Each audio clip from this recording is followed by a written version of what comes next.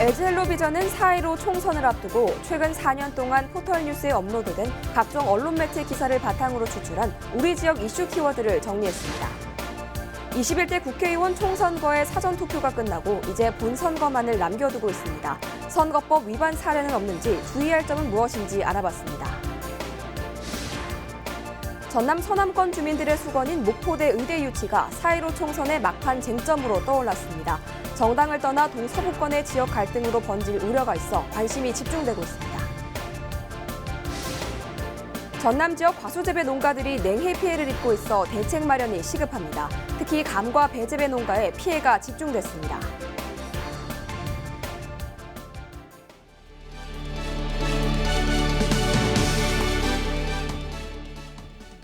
시청자 여러분 안녕하십니까? 헬로티비 뉴스입니다. 빅데이터로 보는 지역 이슈 순서입니다. LG헬로비전은 4.15 총선을 앞두고 최근 4년 동안 포털뉴스에 업로드된 각종 언론 매체 기사를 바탕으로 추출한 지역 이슈 키워드를 정리했는데요. 그동안 순천 지역에서는 어떤 이슈가 자주 거론됐는지 송효찬 기자가 알아봤습니다.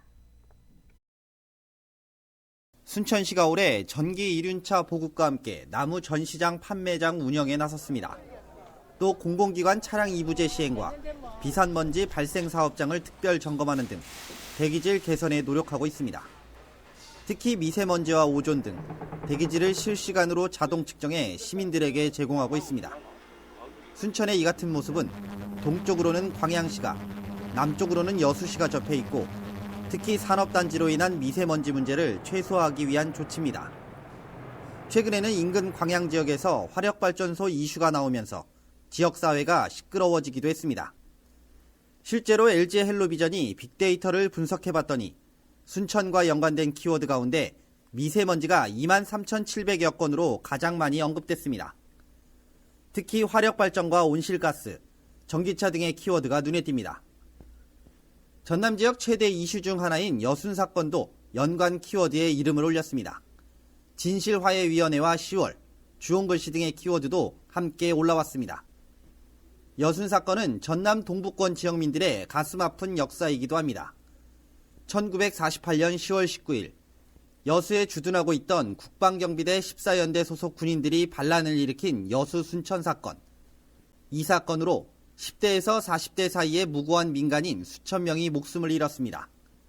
최근에는 민간인 희생자였던 고 장환봉 씨가 무죄를 선고받으면서 5천여 명에 달하는 희생자들이 함께 명예회복을 위한 재판을 준비 중입니다. 전국적인 성공 사례로 꼽히는 순천 도시재생도 600여 건 언급됐습니다. 주요 키워드로는 뉴딜 정책과 역세권, 도심지 등이 눈에 띕니다. 2014년부터 순천시 도시재생 사업이 추진됐습니다. 일찌감치 도시재생 선도지역으로 선정돼 도시재생의 모범 사례가 되기도 했습니다. 지난해부터는 역세권 도시재생과 스마트시티 사업이 진행 중입니다.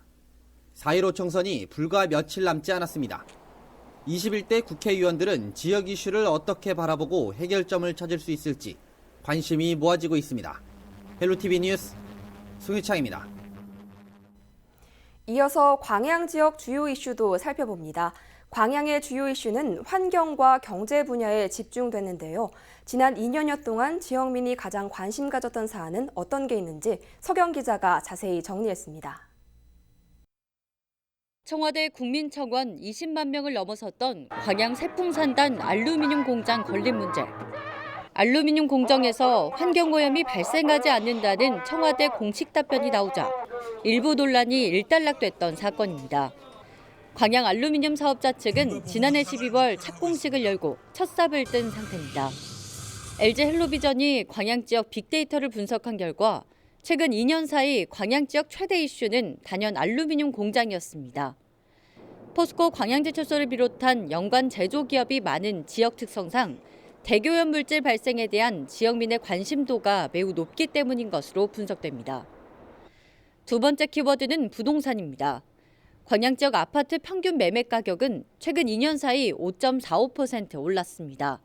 전남에서 두 번째로 높은 수치입니다. 최근 광양 지역 아파트 시장에 대형 브랜드 아파트 위주 공급이 본격화되면서 부동산 시장에 활기를 더하고 있는 겁니다. 광양과 순천, 여수 등 전남 동북권 부동산 시장이 대부분 오름세를 나타내면서 부동산 가격은 당분간 상승세가 전망되고 있습니다. 마지막 키워드는 광양제철소입니다. 지난해 3월 포스코는 고로를 정비하던 시기에 브리더라는 밸브를 개방해 외부로 가스를 배출한 사실이 있었습니다. 지난해 6월에는 쇳가루 보관 탱크 보수 작업 도중 수소가 폭발해 외주 정비업체 직원 2명이 사망하는 사고가 발생했습니다. 여기에 지난해 12월에는 후판 공장에서 폭발 사고가 나면서 근로자 5명이 다치고 폭발 잔해물이 이순신대교 위에 떨어지는 아찔한 사고까지. 포스코 광양제철소에서 발생한 잦은 사건 사고 결과는 빅데이터를 통해서도 확인됐습니다. 500여 개가 넘는 기업이 운영되고 있는 광양시. 지역민의 가장 큰 관심사는 기업과 연관된 환경 문제와 부동산으로 각각 조사된 가운데 4.15 총선 후보자들의 관련 공약들도 주목을 받고 있습니다. 헬로티비 뉴스 서경입니다. 고흥, 보성, 장흥, 강진 선거구는 4개 지자체가 붙어있는 만큼 다양한 키워드가 나왔습니다.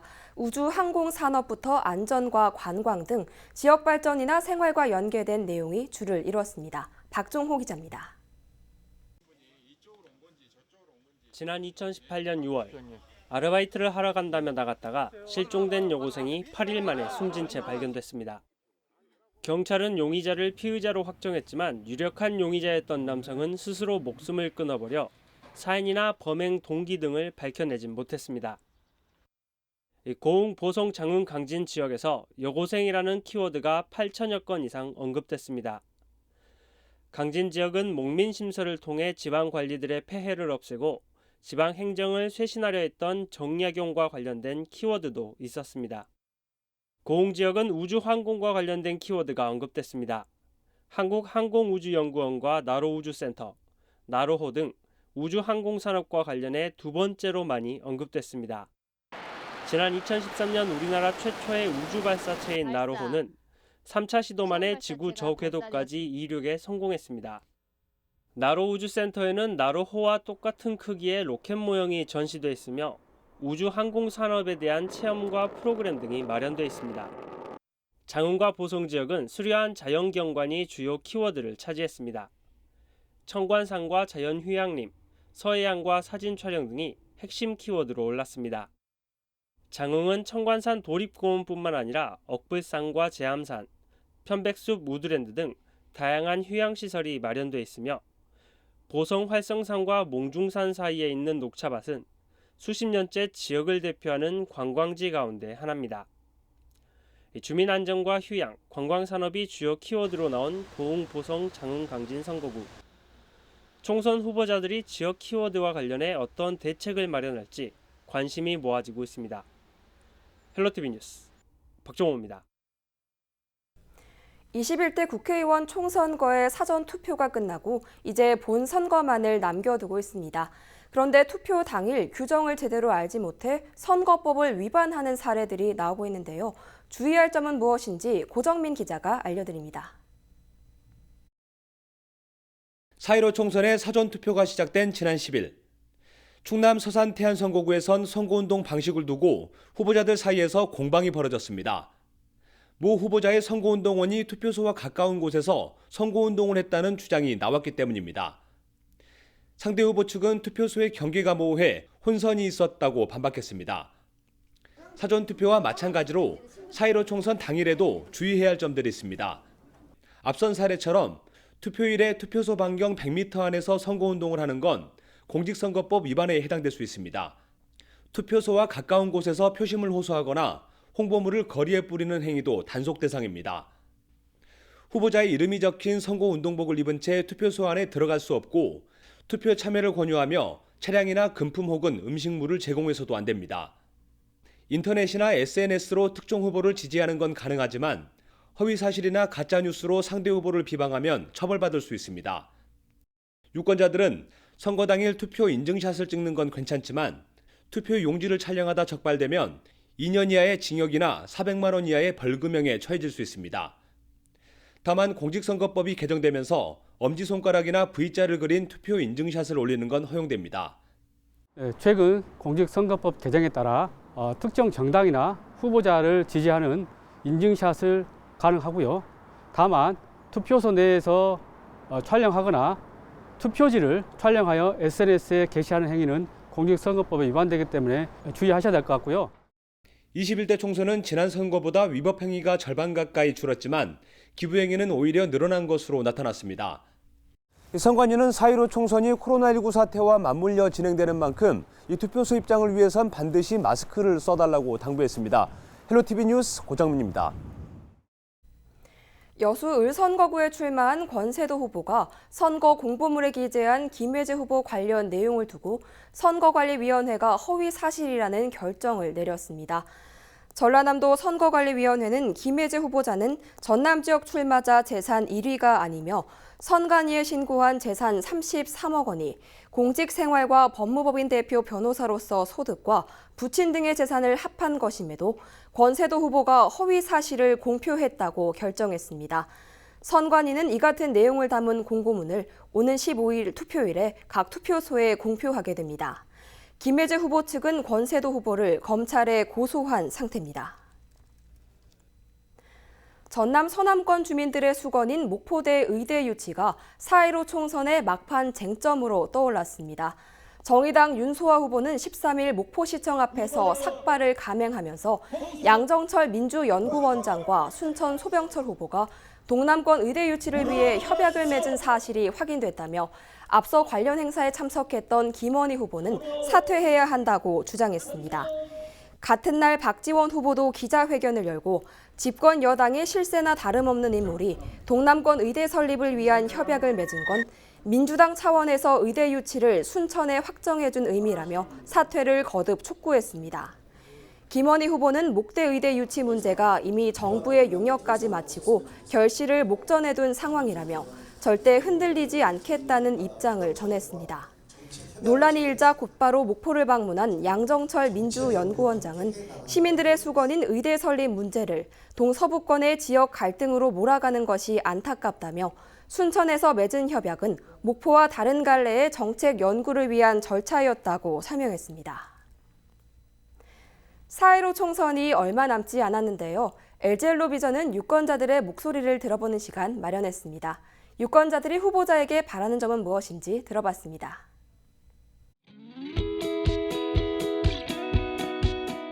나는 목포를 위해서 무엇을 좋아하냐면 우리 젊은이들 일자리를 많이 구해서 우리 젊은이들 살 수 있도록 도와주시면 너무너무 좋고 너무너무 우리 목포가 살기 어려워요.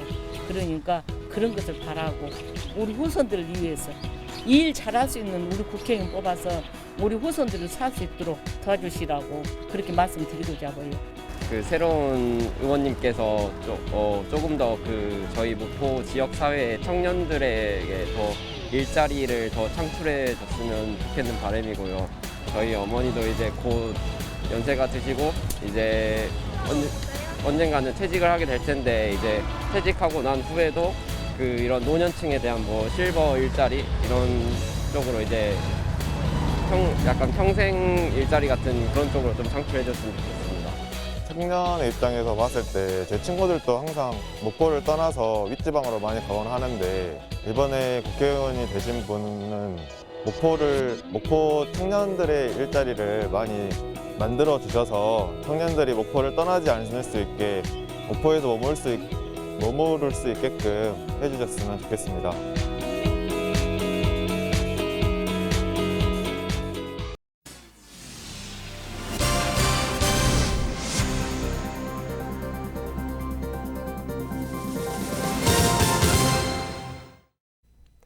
전남 지역 과수재배 농가들이 냉해 피해를 입고 있어 대책 마련이 시급합니다. 농협중앙회 전남 지역 본부 자료를 보면 영암 지역 대봉감의 경우 재배 면적 650헥타르 가운데 585헥타르에서 최근 냉해 피해 현상이 나타났습니다. 영하권으로 낮아진 새벽 저온 현상이 계속되면서 꽃봉오리가 검게 변하고 수정을 할 수 없게 됐습니다. 나주의 배재배 농가 역시 전체 면적의 50%가 넘는 972헥타르 면적에서 냉해 피해가 발생했습니다. 지난 5에서 6일에는 영하 4도까지 낮아지면서 배꽃의 인공 수정조차 어려운 상황입니다. 열매가 맺혀도 발육 부진이나 기형으로 성장해 상품성이 떨어질 것으로 농가들은 우려하고 있습니다. 전남 지역 폐암 발생 빈도가 4년째 가장 높은 것으로 나타났습니다. 전남 암 발생률 및 암 생존율 통계를 보면 지난 2017년 전남 지역 신규 암 환자는 1,470명으로 나타났습니다. 인구 10만 명당 연령 표준화 발생률은 282.4명으로 2011년부터 매년 3.9%씩 감소하는 추세입니다. 암 종류별 발생 빈도를 보면 위암이 13.4%로 가장 많았고 폐암 12.9%, 대장암 11.2%, 갑상선암 10.5% 순이었습니다.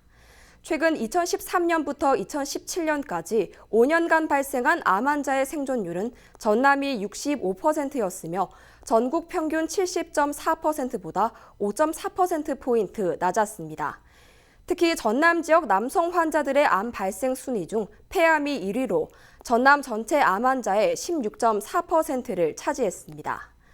전남 지역 남성 폐암 환자의 5년 상대 생존율은 21.7%로 전국 평균 25.2%보다 3.5%포인트 낮았습니다. 전라남도가 최근 도시가스 공급시설 공사계획을 확정하고 내년까지 19개 시군에 도시가스 시설을 구축합니다. 공사계획에는 내년까지 1,109억 원을 들여 도내 2만 7천 세대의 배관망 301km를 구축하는 내용이 포함되어 있습니다. 공사가 완료되면 전남 지역은 56%에 달하는 49만 1,000가구 주민이 도시가스 공급 혜택을 받을 수 있게 됩니다. 한편 전라남도는 올해 경제성이 낮고 도시가스 배관망이 없는 도서지역 3개 군지역에 LPG 배관망 구축 사업을 추진해 완도에 386억 원, 진도 277억 원, 신안에 193억 원을 들여 LPG 저장 탱크와 배관망을 설치할 계획입니다. 전라남도가 무주택 신혼부부와 다자녀 가정의 주거비 부담을 덜어주기 위해 주택구입 대출이자를 지원하기로 했습니다.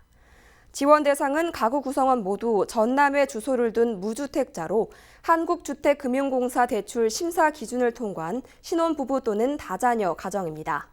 신혼부부는 소득 기준이 맞벌이 최대 8,500만 원 이하, 외벌이는 연소득 7천만 원 이하이고 다자녀 가정은 연소득 1억 원 이하여야 합니다. 대상 주택은 3억 원 이하로 신혼부부는 85제곱미터 이내이지만 읍면 지역은 100제곱미터 이내, 다자녀 가정은 제한이 없습니다. 대상자는 대출 금액에 따라 월 5만 원에서 15만 원까지 최대 36개월간 지원받을 수 있습니다. 서풍을 따라 따뜻한 공기가 유입되면서 포근한 봄 날씨가 이어지겠습니다. 우리 지역 아침 기온 3도에서 출발해 한낮 기온은 18도까지 오르겠습니다. 15도까지 벌어지는 일교차에 건강관리 잘 해주셔야겠습니다.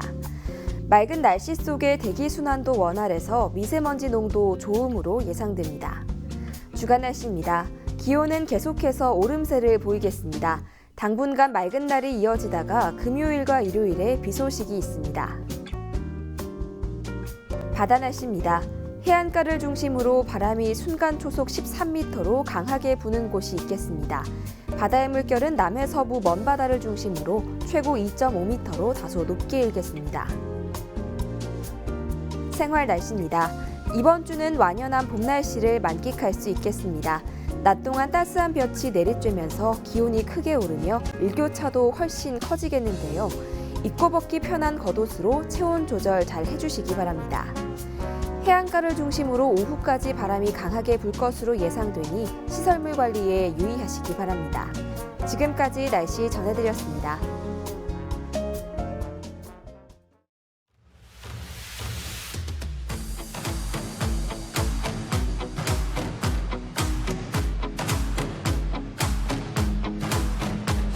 새로운 시작은 늘 설레게 하지 모든 걸 이겨낼 것처럼 시간을 뒤쫓는 시계바늘처럼 앞질러 가고 싶어 하지. 이상으로 헬로티비 뉴스를 마칩니다. 저희는 언제나 지역 주민 여러분 곁에 있겠습니다. 고맙습니다.